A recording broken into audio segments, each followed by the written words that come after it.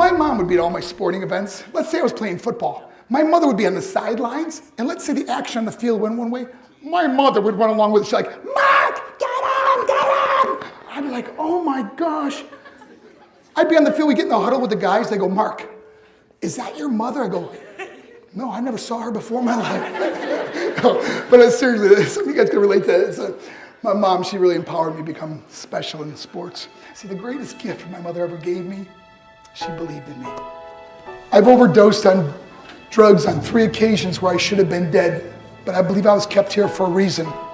You show me your friends, I will show you your future. How do I know this? Because I hung out with losers. I became the biggest loser of them all because I gave up everything I dreamt about as a little boy because of who I chose to surround myself with. My friends would drive me home at 2, 3, 4 in the morning. We'd be drunk and high in the car. We'd pull up in front of my house. My buddies would go, Mark, the light's on. I go, oh man, my mother's up. See, my mom wouldn't go to bed until she knew her son was still alive. I'd walk in, she'd say, hi Mark, how was your night? I go, it's good, Mom, I'm just gonna go to bed. She goes, can I talk to you just for a minute? I go, Mom, I'm tired, I'm just gonna go to bed. She goes, Mark, I haven't seen you all day and all night. Can I please talk to you? I go, man, just leave me alone.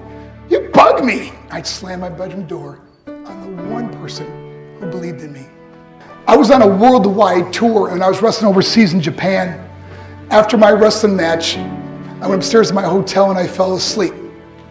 There was a knock at my door at 3 o'clock in the morning. I got out of bed, I looked through the safety window of the hotel door, and I could see it was a Japanese promoter, so I opened the door and he said, Mark, you need to call home, there's been an emergency. So I got on the hotel room phone, I called back to the United States, I said, hey, what's going on?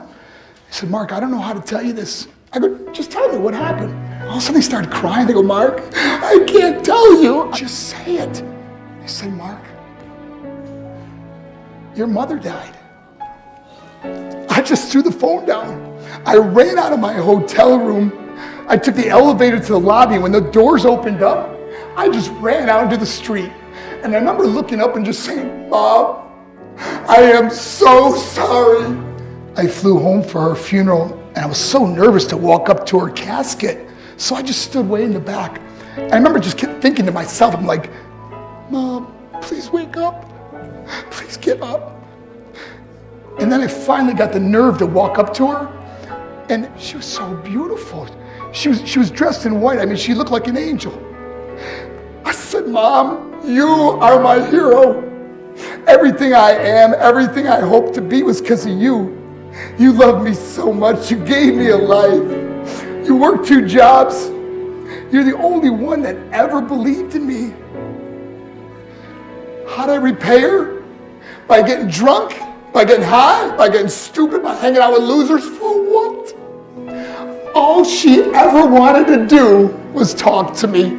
If you have a mother or a father, tell them how much you love them. See, my whole life was about being rich and famous. That's all I cared about. I had to win the race. I had to win the race at the expense of my marriage, my family, my friends. For what? To be all alone in this world? That's not how it's intended to be. Life is not about winning the race. Life is about finishing the race, and how many people we can all help finish this race. How we can start being kinder to each other.